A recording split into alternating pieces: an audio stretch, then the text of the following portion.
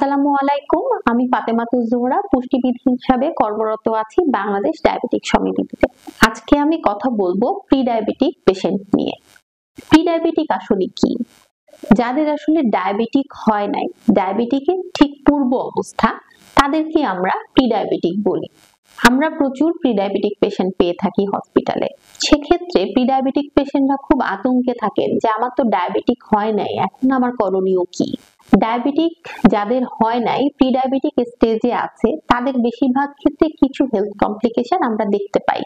যেমন তাদের ওজন অনেক বেশি থাকে, বেশিরভাগ ক্ষেত্রে রক্তের চর্বিটা বেশি থাকে, অনেক সময় ফ্যাটি লিভার থাকে। এই কমপ্লিকেশন গুলো তাদের জন্য খুব বেশি কমন।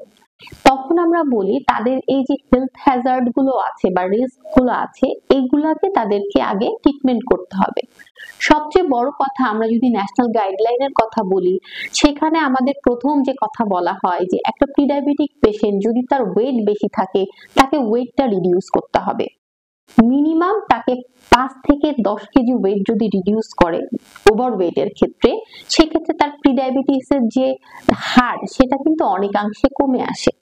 এছাড়া অন্যান্য যে হেলথ ইস্যুস গুলা তার থাকে, সেগুলাকে যদি আমরা ট্রিটমেন্টের আওতায় আনতে পারি, সেক্ষেত্রে কিন্তু প্রি ডায়াবেটিক রোগী ডায়াবেটিস হওয়া থেকে বহুদিন তারা বিরত থাকতে পারে। মিনিমাম 5 থেকে 10 বছরও অনেকে কিন্তু সেফ থাকতে পারে।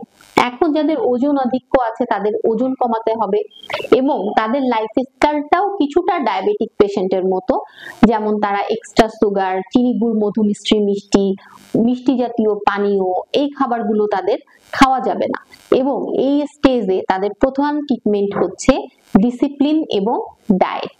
সুতরাং প্রত্যেকদিন রেগুলার এক্সারসাইজ করা, নিয়মিত খাবার খাওয়া, স্বাস্থ্যসম্মত খাবার খাওয়া, বিশেষ করে সুষম খাবার খাওয়া, এই বিষয়গুলো যারা যদি তারা এনশিওর করতে পারে, তাহলে একজন প্রি ডায়াবেটিক রোগী অনেক ক্ষেত্রে সুস্থ হয়ে যান বা অনেক ক্ষেত্রে তার ডায়াবেটিক হওয়া থেকে সে 5 থেকে 10 বছর সুস্থ স্বাভাবিকভাবে থাকতে পারেন।